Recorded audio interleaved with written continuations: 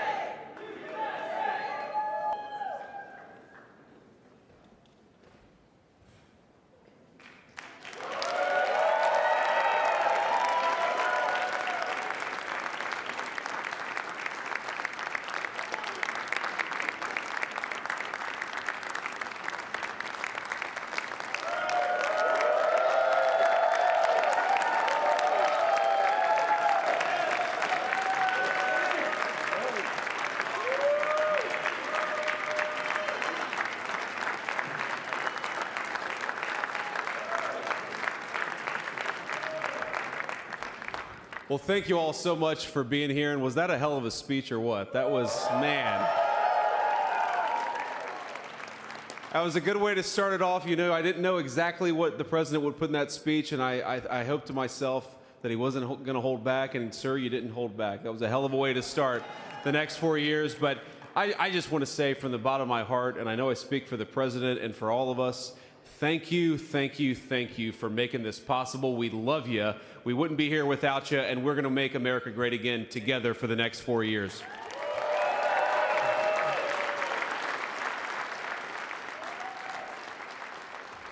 And the last thing I'll say is, you know, having stood outside for about 5 minutes to wave goodbye to the Bidens, thank God we moved that thing indoors, because it was a beautiful ceremony and it was cold as hell outside. So, sir, the 45th and 47th President of the United States, Donald J. Trump.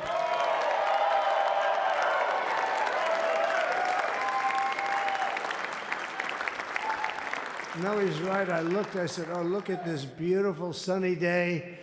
We blew it, and then I went outside and we were freezing. You would have been very unhappy. The sun was very deceptive, I will tell you. It is cold out.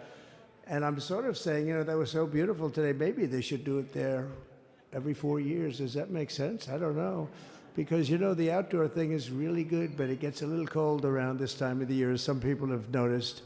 And a lot of times they suffer through it. There was no suffering in that room. It was 72 degrees. It was perfect with the best acoustics I think I've ever heard in a room. This is not so bad either.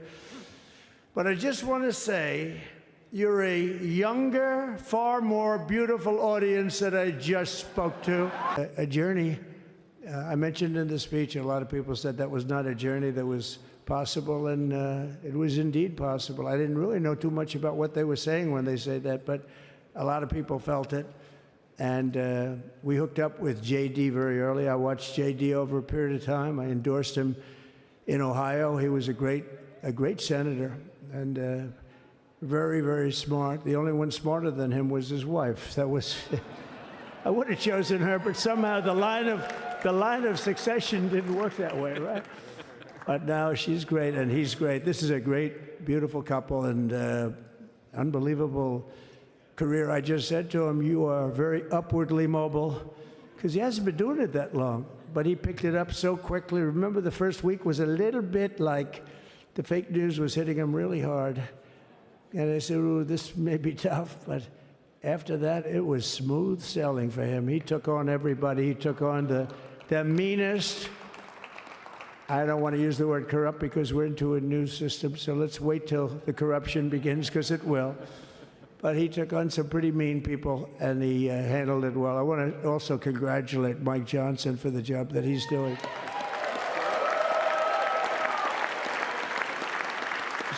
Steve, we gave him a majority of almost nothing, and then I said to make it tougher on him, let me take 2 or 3 of the people, right? I said he'll only have to suffer with that for about 3 months. How are they doing, by the way? Are they? Is that moving along? Totally unified. I said, do you mind if I take this one, that one, and a couple of others? He didn't mind. He can handle it. No, he's a man that's liked by everybody. I've never met a man like this. You've got how many is it, 219 or 220 or something? 220. And of the 220, 219 really like him. I noticed he got 1 negative vote once about 2 weeks ago. But I think even 220 like him, if you want to know the truth. And that's very unusual. I know a lot of nice guys in Congress, and they have 35 people that hate him. So if you have 35 people that hate you and you only have 1 or 2 or 3 votes, you'll have 5, I think. But that's going to be like, the good news is when we get to that 5 number, it's going to feel like a massive majority. You could be really nasty to a couple of them at least, So it's going to feel like hitting your head on the wall and stopping. It feels so good to stop, but he's done a fantastic job. And Steve Scalise is, he's our hero because, I would... You talk about being shot. I was with him. He got some bad ones, and his incredible wife, and she really loves him. You never know about that. I've been with other people. They were doing poorly, and the wife is like looking at her watch. She can't get out of the hospital fast enough. How's he doing? Oh, I don't know. He's all right. That woman was a mess. She was crying and crying. No, they're going to take him. They're going to take him. I told Steve when he finally woke up, it was a while, too. The doctor told me it was the most blood they've ever transfused in any patient. They've never done anything like it. And here he is, the picture of strength, right? And he's been a great friend of mine, right? With a family, because of a family. And what a job you did. It worked out pretty much better than we even thought, right? And I did have a couple of things, to say that were extremely controversial. And between J.D. and Melania and anybody else that heard, please, sir, it's such a beautiful, unifying speech. Please, sir, don't say these things. I said, I'm telling you, it's going to play great. They say, you're right. For this group of people, it's going to play great. You're the only ones I hurt by not, but we had some beauties, didn't we, Melania? She said, sir, calls me sir when she's angry. No, I'm only kidding. I better say I'm only kidding, or the press is going to pick that one up loud and clear. No, but she said, no, I think it would be terrible. It's such a nice speech. I think it's, it all depends on your delivery. How was the delivery? Was it good? But she said it's such a beautiful speech. You can't put things in there that you were going to put in. And I was going to talk about the J6 hostages, but you'll be happy because, it's action, not words that count. And you're going to see a lot of action on the J6 hostages. See a lot of action. And I was going to talk about the things that Joe did today with the pardons of people that were very, very guilty of very bad crimes, like the Unselect Committee of Political Thugs, where they literally, what they did is they destroyed and deleted all of the information, all of the hearings, practically not a thing left. They deleted all the information on Nancy Pelosi having turned down the offer of 10,000 soldiers. You wouldn't have needed 10,000. You could have had 500, and it would have stopped. because we may have had a million people that day, the people that were there. You don't see any photographs, but we have a lot of great photos. But you don't see those photographs. They don't put them in. They show the people at the Capitol. But I was talking about that. I was going to talk about that. They said, please don't bring that up right now. You can bring it up tomorrow. I said, how about now in front of the I'll bring it up right now. You know, this little time delay is good because we're getting great reviews on the speech. Now watch. They'll take the speech and say, I didn't like it because he left there and he talked to people. But we're giving you a little more information than we gave upstairs. But no, they pardoned a lot of people. They pardoned, before we even get to today, they pardoned, 33 murderers, absolute murderers, the worst murderers. You know, when you get the death sentence in the United States, you have to be bad because they don't give it much. And he pardoned almost everybody having a death sentence. And if you went through the crimes that were committed, you wouldn't even believe them, the level of violence, the people that were killed, the innocence of people that were killed, and children killed by these people. And he pardoned them for whatever reason. He spared them, but they didn't spare the people that they killed. And you know, who knows what happens in the future. It's one of the worst because a lot of times they let them out early after that. You know, they say you're going to be in for life, but then all of a sudden they get let out for good behavior, and then they go on a rampage. You know, it's one of those little things, right? But I was going to talk about that. But I was really going to talk about the level of, you know, what's going on. Why are we doing this? Why are we trying to help a guy like Milley? Why are we doing Milley? He was pardoned. What he said, terrible what he said. Why are we helping some of the people? Why are we helping Liz Cheney? I mean, Liz Cheney is a disaster. She's a crying lunatic and crying Adam Kinzinger. He's a super crying. I never saw the guy not crying. He's always crying. I looked at him. I remember years ago he was actually on my side. And then one day, you know, when you don't want to kill people in wars, they turn against you. Liz Cheney hated the concept of not going to war with everybody. Let's kill everybody. Let's spend a lot of money on military equipment. You know, where her father works, right? And but what she did was incredible. Think of it. They destroyed and deleted all of that information that went on for almost 2 years against Trump. And the reason they did, because it was all false. Like the person that said, I tried to strangle a Secret Service agent. That's one of the toughest human beings I think I've ever seen. I actually had a friend saying, please don't change that, sir. You are the coolest sucker in history. Remember, she said, I put my hands around his neck because he wouldn't go to the Capitol. Made up fiction. And I was rebuffed.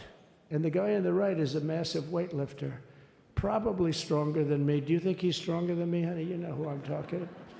Possibly stronger than me. Slightly younger than me, like, I won't say how many years because I don't want to talk about that, but a lot of years. But I had a friend that said, why are you disputing that story? That's the coolest story I've ever heard. That I would attack a karate champion, get slightly rebuffed, and then throw my arms around a guy with a neck about this big. Even though there are bars, you know, there are bars, you can't really do that anyway. So I wanted to talk about that. But all of that stuff got deleted. And the reason it got deleted is they were all caught in lies. You know, Secret Service testified, and they said it didn't happen. Actually, the two guys were very embarrassed. They're suffering because their friends are saying, did Trump really do that to you? But they gained a whole new respect for me. But it was just make-believe stuff, and there were a lot of make-believe stories made up. So rather than suffer the wrath, like the story with Nancy Pelosi, I offered her 10,000 soldiers. She knows it. She admitted it on tape that her daughter made. She's a videographer or whatever you call her, which I'm glad she is. Oh, she can't be in good stead with Nancy. But Nancy said it was my responsibility as she's leaving the Capitol. She said it was, and it was. She's in charge of security at the Capitol. But I offered them up to 10,000 soldiers, even more. One time I said more, as many as you need. But you needed 400 or 500. If 4 or 5, you 10,000, that would be more than the number of people there by lot. But we offered her 10,000. Think of it, 10,000 soldiers. In other words, J6 wouldn't be J6. There would have been no J6. But she rebuffed them. She didn't like it. No, she didn't like it. Maybe she wanted that to happen. But she's guilty as hell. And now we would have to go through the process because they destroyed all evidence. They deleted everything. There's virtually nothing left. The other fake story and so many other fake stories. And many people came out on our side. And those people now would got to find them. There's nothing left. So that's a criminal offense. If that were a civil case, it would be a criminal offense. If that happened civilly where you did that, it would be a criminal offense. So I decided I'm not going to make this speech complicated. I'm going to make it beautiful. I'm going to make it a unifying speech. And then when they said we have a group of people that are serious Trump fans, I said, this is the time to tell those stories.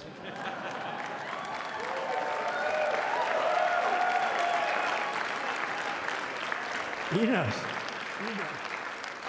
So anyway, but seriously, I'd like to, I think it was a tremendous success. I think we're very lucky we put it inside because it is really cold. We just went to the helicopter out of respect.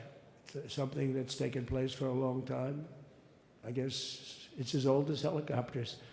You used to get into a stagecoach, now you get into a helicopter. Times change.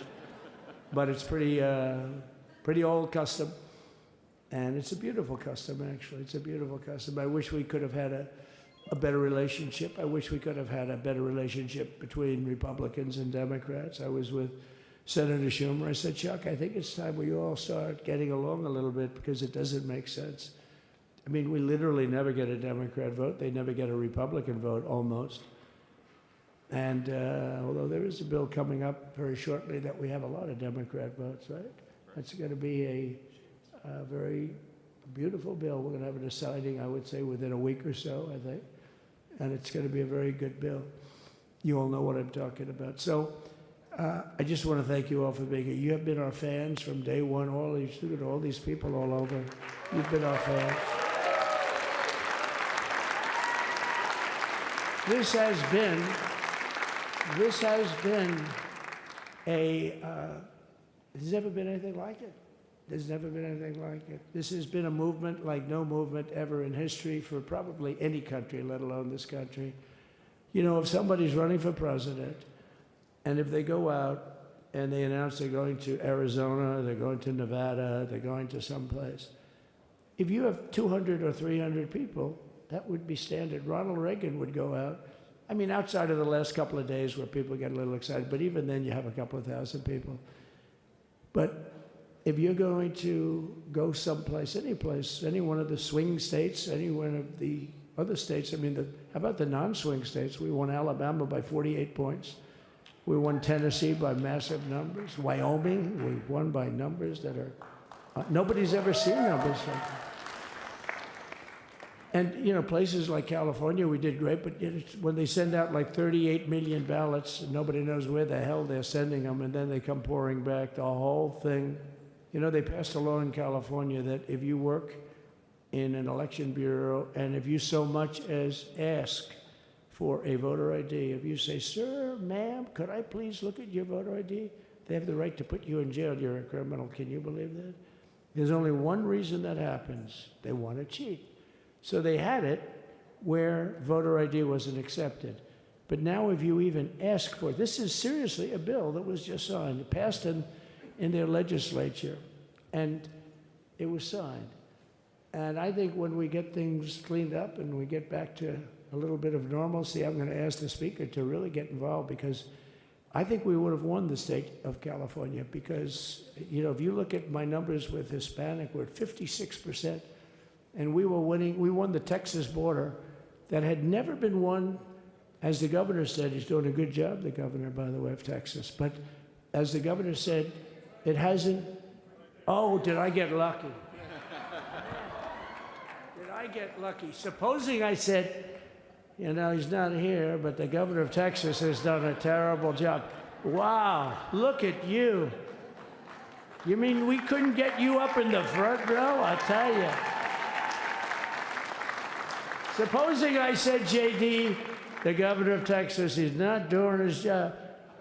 You heard what I said. See, I didn't know you were there. I said he's doing a great job. He's doing a phenomenal job. But now you're going to have a partner that's going to work with you because you didn't have, not only didn't he have a partner, he had people selling the wall, right? We have a fence structure that we worked on, the governor worked on with me.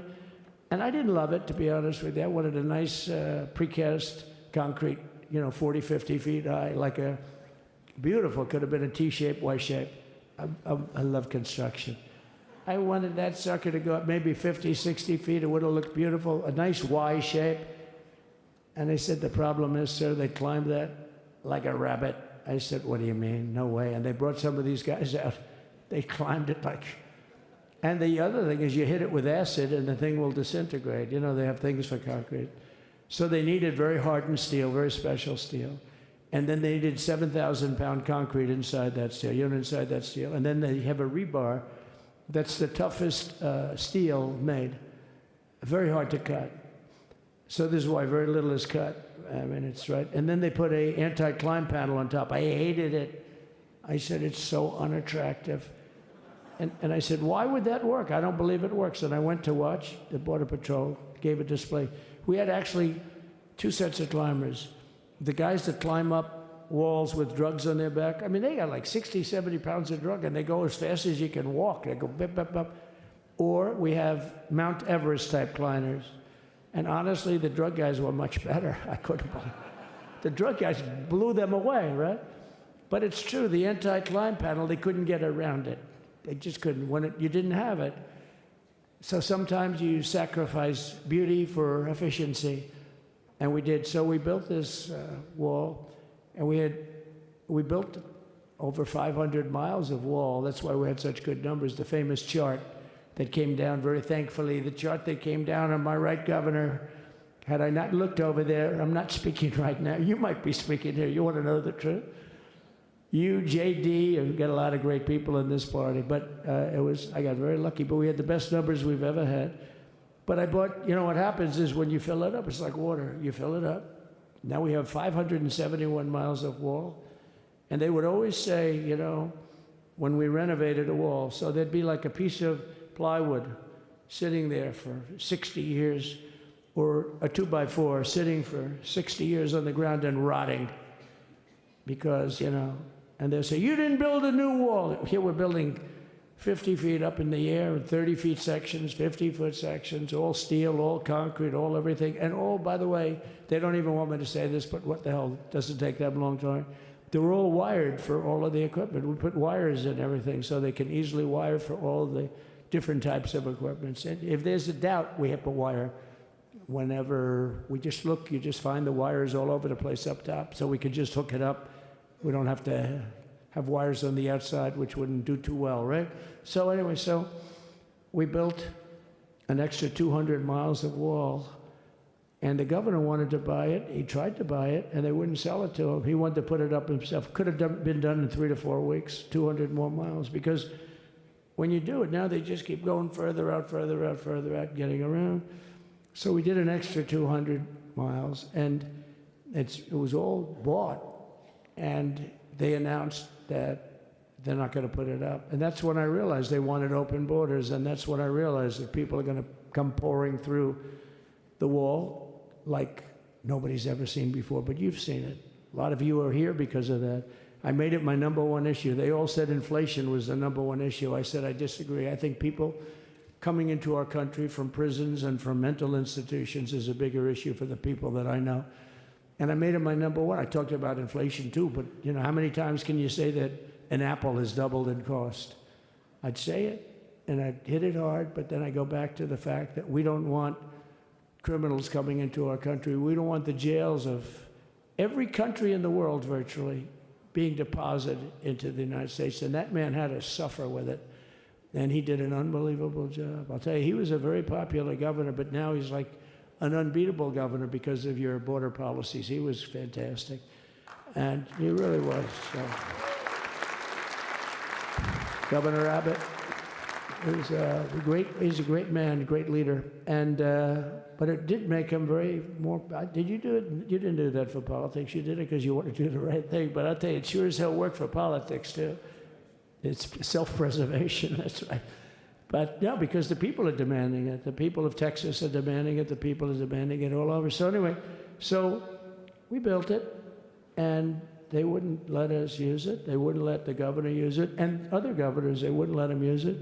But he was the leader of the pack and did a great job. And then we heard about a month ago that not only wouldn't they let us use it, they were selling it, they were going to sell it for 5 cents on the dollar. Now, 5 cents on the dollar then, but today it would cost more than twice as much to build because we bought it like 6 years ago. And it was just sitting on the ground, and that does not do well for the whole thing.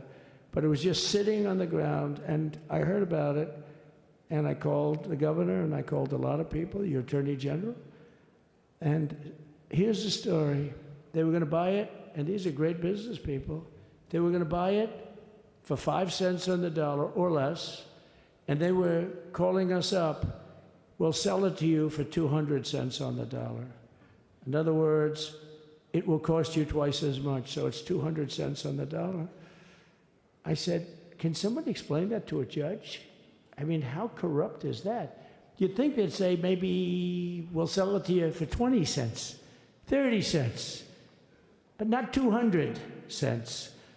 So they were going to buy something for 5 cents, and they were going to sell it to us for a fortune. They were going to make it would be, they'd have it down that in Fortune magazine, they'd put it of the deal of the year, okay?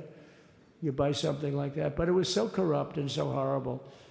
And when we told that to the administration, they didn't care. They just kept going forward. They couldn't care less. And they kept going forward. They knew that they were trying to sell it back to us. They would have sold it back to us. You would have ended up buying it. You would have paid probably 50, 60 cents, who knows. But they were going to use it for scrap metal, but then they made a much better deal. They could just buy it and sell it to us for 15, 20 times what they paid. 20 times, think of it, like 20 times what they paid. And we wouldn't let it happen. And the governor with his attorney general, Ken Paxton, they made a fantastic, they're a good lawyer. He's pushed around pretty good by people, right? I said, you got a great attorney general. They should leave him alone. He was with me. But Ken and the governor went to court, and a judge actually became incensed and actually called for an investigation. How could a thing like this happen? So he stopped it. So we're waiting to put that wall up. And now that you have a new president, that wall will go up so fast. The governor will complain, sir. This is Greg Abbott, sir. Please, the wall is going up too fast. Please don't do that. You know the story about winning. No, we're going to win too much. We're winning too much. Please, stop. People always love that one. We'll do this with the wall. Governor Abbott calls, sir, the wall is going up too fast. We can't take it. We just can't take it. No, I think you'll be very happy if the wall goes up too fast, right? But we'll get that done, and we'll work with you on that. But it was a great decision by a great Texas judge, right? And it was beautiful, beautiful to watch. He stopped them right in their track. I mean, they were literally loading this stuff onto trucks. It was terrible. Honestly, it was terrible. And he wouldn't take it. So I'm so glad I mentioned that they have a really good governor in Texas. And I swear, I didn't know he was here. I swear to you, it sounds like a setup. I didn't know you would end. Did I get lucky? I said the right thing. Because there have been moments when I wasn't so happy with him, you know? But not too many, I can tell you that. So anyway, it's good to see you too, Governor. Great. But I just want to thank everybody. You've been incredible. I recognize so many of you. It's so crazy. But this has been a long journey. This was a journey that started in 2015, probably started 20 years before that. People used to say, you're going to run for president? You're going to run? And I always said, no, I don't want. And then one day I said, let's give it a shot. And what I talked about then was the border, too. I think it probably was the #1 issue for me. Back in 2015, 2016, I talked about the border. And now I talked about the border, but this border is much worse. We fixed the border. It was totally fixed. There was nothing to talk about. 2020, by the way, that election was totally rigged, but that's okay. It was a rigged election. You know the only thing good about it? It showed how bad they are, showed how incompetent, and frankly, historically, this is a much bigger event. If that would have gone like it should have. The bad thing about it is some bad things happened, like a lot of people in our country that wouldn't be in our country right now. So, you know, that's the bad part. But I will say that It started in 2015, and right from the beginning, we went to the top. Day one, they announced Trump, and Trump went to number one and stayed there for the whole primary. And then we took on Hillary. She didn't look too happy today. We took on Hillary, a very nice person, but we took on Hillary and we defeated Hillary, and then we did much better the second time in 2020. You know, we got millions more votes. We got millions, like 10, 12 million more votes than we did the first time. No president has ever gotten that many more votes. I got like 9 million more than anybody else had ever gotten. And they said we lost. And because of that, I said to Melania, what do you think? And she said, you want to do this again? And had we lost, and had I thought we lost, I wouldn't do it again, because that's like the ultimate poll, right? But I knew how well we did, and this time we made it too big to rig. It was so big. They tried. They tried like hell in the butt. They tried to do it, and around 9:02 they gave up. Last time they did bad things, but this time they just said, you know, I don't know if you saw, Mr. Speaker, in Washington, they had placards. They were all set to march. They thought it'd be closer. A gentleman asked me, a very respected gentleman asked me yesterday, how come the polls were so wrong? They showed you winning, but not in a landslide. I said, because people that are true Trumpers are so angry at the whole polling system and at the writers, the fake news, that they don't want to talk to anybody. So when you call somebody from Trump, who are you voting for? They say, it's none of your business. I'm not telling you. And that was probably 40% of the people they called. So they would discard that one, and they didn't show that. And then when the election happened, you know, the vote came, and it was much different, much higher than, we're going to win, but they really thought, they couldn't believe, the one man said, I mean, it was so much higher. We won all 7 swing states. We won the popular vote by millions of votes, which is hard for a Republican. I'll tell you who came through. The unions came through. The auto workers were great. The Teamsters were great. The firemen were great. I think almost every union was great. The only one that weren't great, although Sean was great, and the Teamsters, Sean O'Brien, the head of the Teamsters, was fantastic. But generally speaking, the head of the union was against Trump, but the union would be with us for like 80, 85%. Look what we did with the auto workers in Michigan. Look what we did with the Teamsters.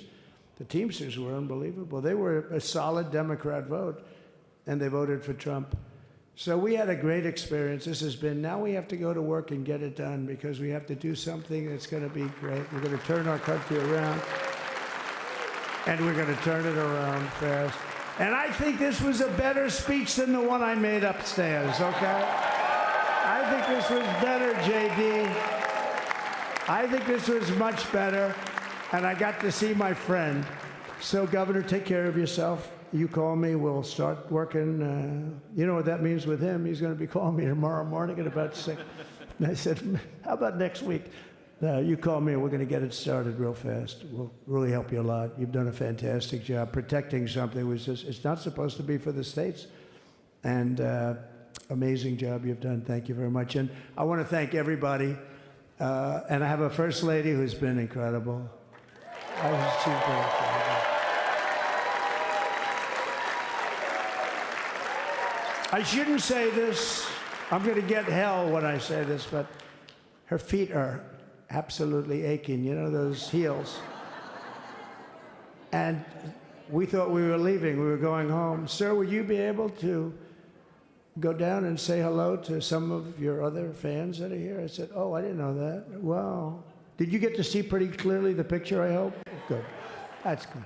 But because you wouldn't want to make the same speech again, right? But she said, darling, I love you so much, but my feet are killing me. I said, honey, let me just see how far it is. I asked the person. Oh, not that long, maybe 400 or 500 yards. That's 5 football fields. I said, can you make it? She said, we're going to make it no matter what. We're going to make it because we have to get, right? Right? And then we went out to the helicopter, though, just prior to this, and said goodbye. And it's a custom, and the wind is blowing like crazy. And with the hat that she's wearing. She almost blew away. We almost lost our... She was being elevated off the ground. She almost blew away. No. So we all appreciate it because you've been a great First Lady. A beautiful and a great First Lady. And they love our First Lady. You know, JD, whenever I make a speech, I see hundreds of times, we love our First Lady, we love, and they do, and they should. She's great. So I just want to thank you very much. I just want to thank everybody. And I felt that, I said to JD, should we give him the A treatment, the B treatment, the C, the D, or the F? You know what the F is? Hello, everybody. Thank you for being here. Bye-bye. I gave you the A+ treatment. Thank you. Thank you all. Thank you, Governor. Thank you all very much. Appreciate it.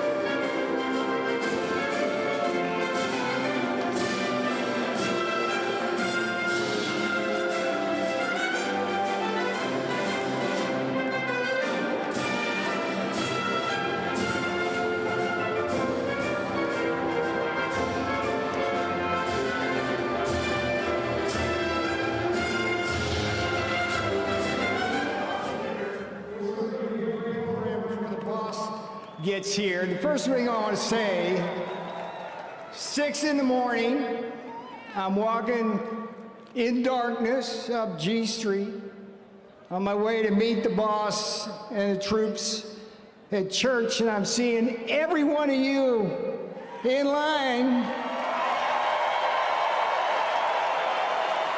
And I'm thinking to myself, you didn't get the memo that said it's too cold to be outside. And I know Donald Trump won this election, but that kind of grit that you show standing out there is why he won. So I'm asking you to give yourself a round of applause right now.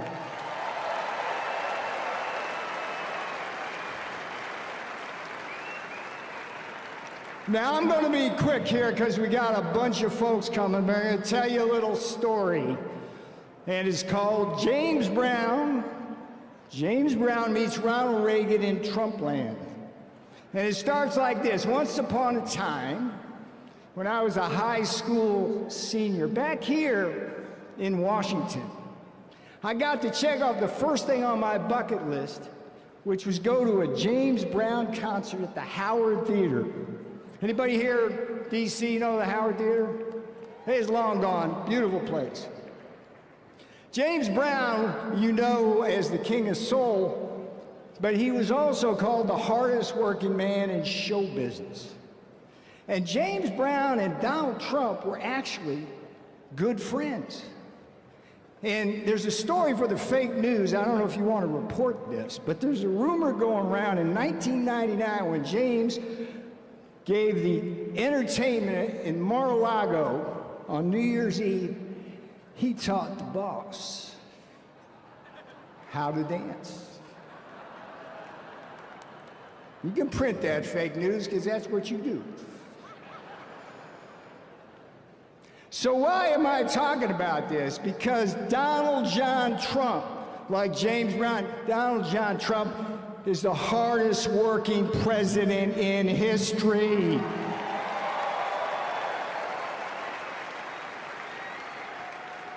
And today he starts working for you.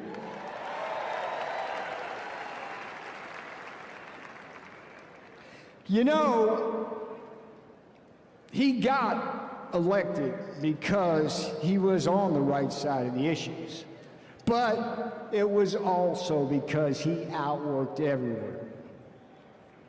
Now, where does Ronald Reagan come into it? Ronald Reagan said, personnel is policy and good personnel is good policy. Donald Trump is the spear, but he has assembled a beautiful team to do everything he wants to get done. Do you want secure borders? Do you want deportations? Do you want to stop the flow of fentanyl, do ya? Yeah, people like Tom Homan, Christine Nome, and El Supremo Stephen Miller. That's the personnel that's going to help Donald Trump do that. Back there, we got Chris Wright and Doug Burgum. They're the twins on Drill Baby Drill in the cabinet. They're going to get that done for you. And we're going to stop the wars out there. And Donald Trump's going to do it with the help of people like Marco Rubio as Secretary of State, and Steve Witkoff, who just helped negotiate the hostage release. And Pam Bondi, you know Pam Bondi? Yeah? Kash Patel? Yeah? What do you want them to do at the Justice Department and FBI? Clean that place up? What do you think? You see Fauci got pardoned today?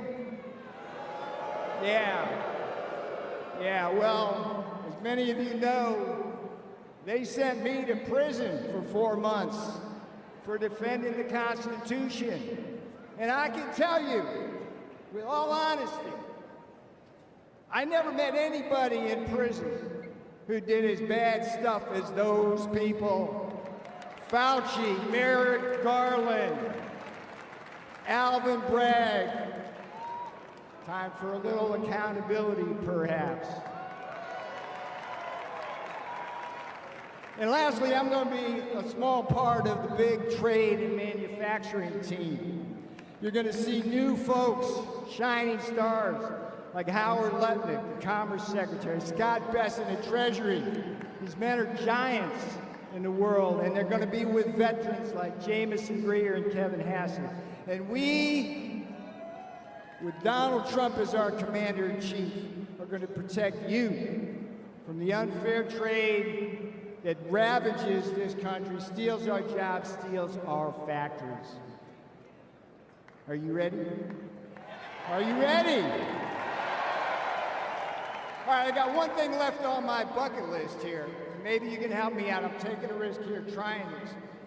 But I've gone to so many rallies and watched the boss, and I've always wanted to feel what it was like to be on stage as him when the crowd went absolutely wild. So why don't you warm yourselves up, get ready for the boss, and let me hear you say what you're going to do for Donald Trump. Come on. Come on. Come on, baby. Come on, baby. Come on. All right, you are officially warmed up. I'm Peter Navarro. I am happy to be with you. You, the deplorables, we love you.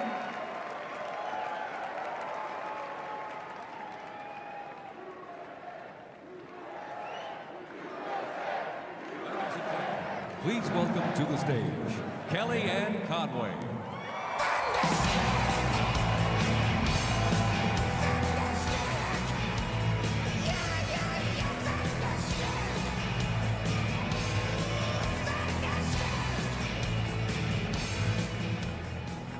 Wow, happy Inauguration Liberation Day.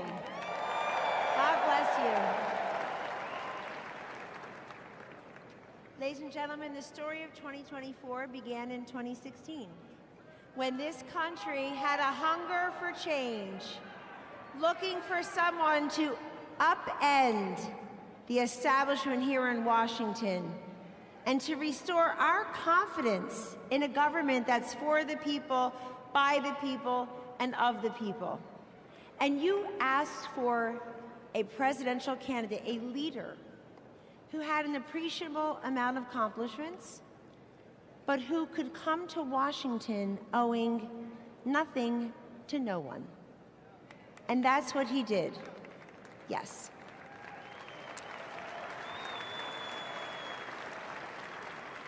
President Trump is a metaphor for this country's greatness, defying the odds, pushing back on the naysayers, confounding the critics, and not backing down, never surrendering. But the story of 2016 and 2024 is not just about Donald J. Trump. It's about you. You answered the call. You showed up. You spoke up. You stood up. and you put up. And he will be here soon to thank you. But I wanted to come here today to tell you that I don't believe what they say about books and movies, that the sequel is often not as good as the original. I think this sequel is going to be kick-ass better than the original.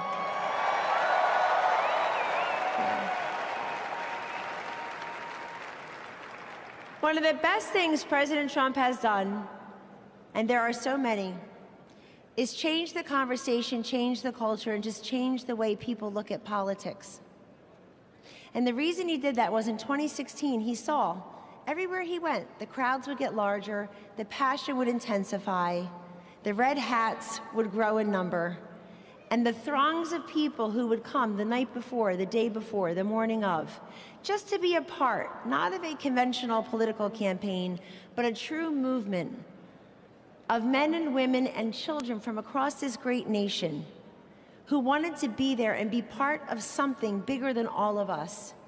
To stand up and say, this is our country, we kneel for the Lord, we stand for the flag, we don't confuse the two, and we're here because we believe in those three words that President Trump said every time. Secure the border, respect law enforcement, cut your taxes, repeal, replace Obamacare, get rid of Common Core.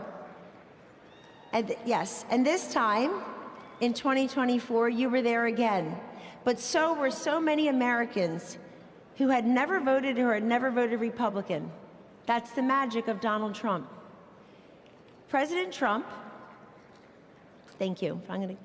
President Trump has done away with all these acronyms: CRT, BLM, ESG, DEI. Ladies and gentlemen, the acronym of the day of the term is USA. USA! You got it.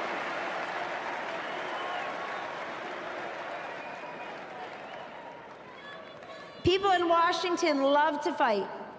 They love to fight. He's not fighting with Washington, he's fighting for you. And that's why you fight.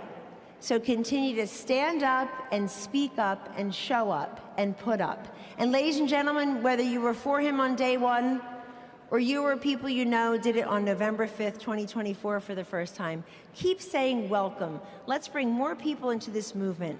This is an optimistic, positive, forward-looking time for our nation, for our children, for our grandchildren, for our veterans, for the forgotten man, the forgotten woman, the forgotten child. President Trump, never forget, did not need to do this. He did not need to do this. He already had everything that people who go into politics want: money, fame, brilliant, beautiful wife, golf anytime he wants. He did this for the people. And as we all know, he dodged a bullet, but ladies and gentlemen, the whole country dodged a bullet in not having Hillary Clinton or Kamala Harris as our presidents. Welcome. Again, happy Inauguration Day, and we're just part of the warm-up band for the main act, Vice President J.D. Vance, and 45-47, President Donald J. Trump. God bless you, and God bless the USA.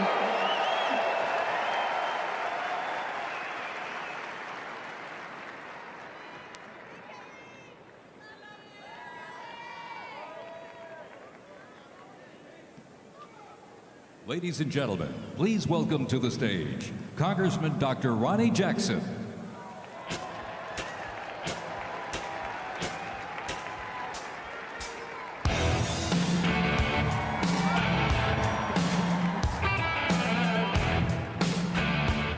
All right, welcome America to the greatest day ever. I don't have to tell anybody in this room, these are my favorite people on the planet right here. You guys are the MAGA warriors. You guys, thank you. Thank you for everything you do. Well, I also don't have to tell you there's a new sheriff in town, right? Donald J. Trump was right about everything. Everything. I've known him for a long time. I was blessed to be his physician and work in the White House side by side with him. I was blessed enough to be with him on January 20, 2017, 8 years ago. I spent the day with him. I watched him give his inaugural address. And I'll tell you, I was extraordinarily blessed to have just come from the Capitol, where I had one of the most satisfying 2 hours of my entire life, when I get to listen to President Trump talk about how horrible this country has been treated, and all of us have been treated, and the horrible things that have been done to all of us this last administration for the last 4 years, and how he was going to fix it all, and he did it right there with Hillary Clinton, Joe Biden, Jill Biden, and everybody else, Kamala Harris. They had to sit there and listen to it, and I loved it. Loved it.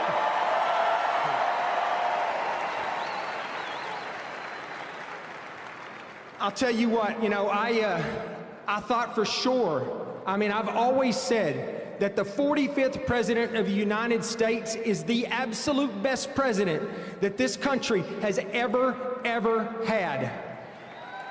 But you know what? I think the 47th president's gonna be even better.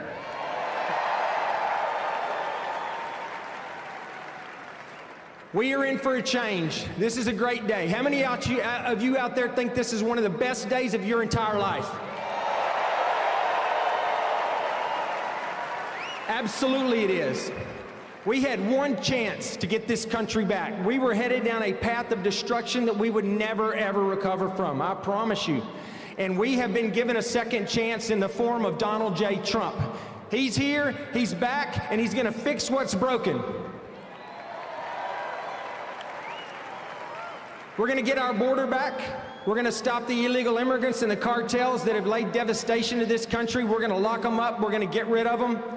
We're gonna get our economy back. We're gonna get our military back. We're gonna get our federal government back. We're taking it all back.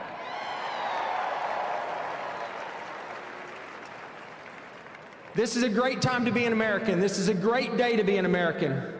And I just wanted to come here, and I can't wait till he gets here to talk to all of you guys. I want to thank you for what you've done, because he got elected because people like you got out and you voted, and you took neighbors who've never voted to the polls, and we all voted, and there was an overwhelming mandate in this country for Donald Trump to come in here and to take this country back. And so I know we're all excited to be here today. It's going to be super exciting when he gets here in a minute. I just wanted to come up here and tell you how much I love you, how much I appreciate you. I want to say God bless you, God bless the United States of America, and God bless Donald J. Trump.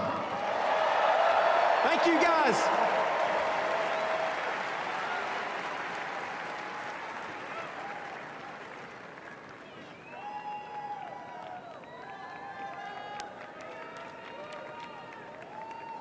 Ladies and gentlemen, please welcome to the stage Governor Sarah Huckabee Sanders.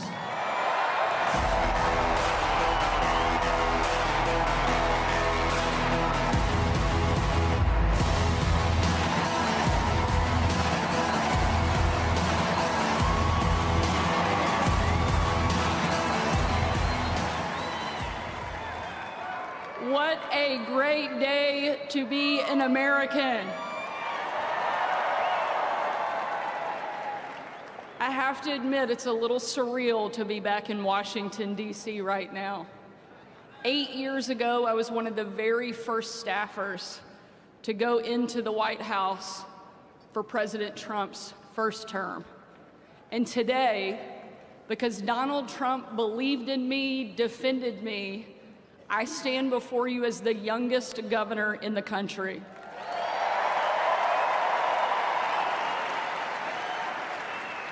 More importantly, I stand here as someone who absolutely loves this country and is so thankful we finally have a president that is back in the White House that will fight for each one of us.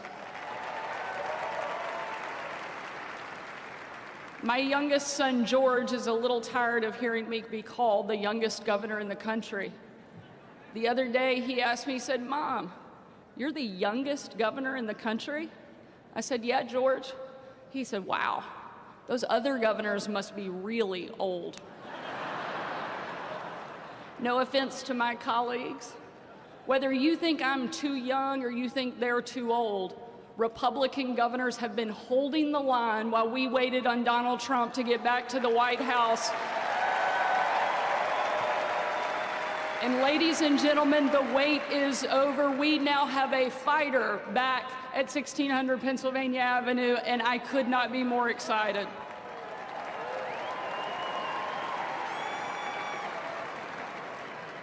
The reason I'm so excited to see Donald Trump back in the White House is because I know he's a president who absolutely loves America. Not even an assassin's bullet could keep him down and stop him from continuing to fight for each one of us. Over the course of the 2.5 years I had the privilege of serving President Trump, I got to travel with him literally all over the world, seeing firsthand just how much he loves this country. And on one particular trip, it was unlike anything we'd ever done before and probably any of us will ever do again. Some of you have heard this story, but I want to remind you of who Donald Trump is at his core. We boarded Air Force One in complete and total darkness. There were no lights on the plane, no lights on the runway. And 12 hours later, on Christmas night, when we touched down in war-torn Western Iraq, again, a similar scene. No lights on the runway, no lights on the plane. No one knew that the President of the United States had traveled around the world on Christmas night until we got there. And the President walked in to a dining hall that was packed with troops, men, women from all over the country. Every demographic you can imagine represented in that room in that moment. And when he stepped in and surprised the men and women of our military, it was a sight and a scene and a sound that I know I will never forget. People chanting in perfect unison, an absolutely unbelievable picture of what makes America incredible. Those men and women cheering, chanting over and over and over again, USA, USA, USA.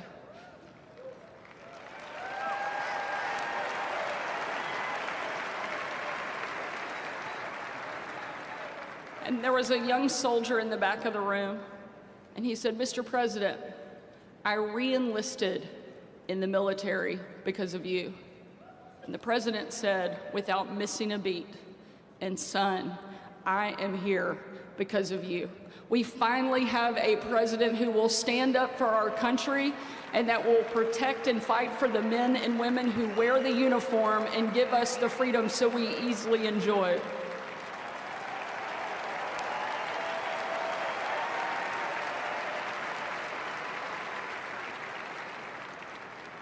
That young soldier came up to me and he tore the patch off of his shoulder and he placed it into my hand and he said, "Sarah, we are in this together."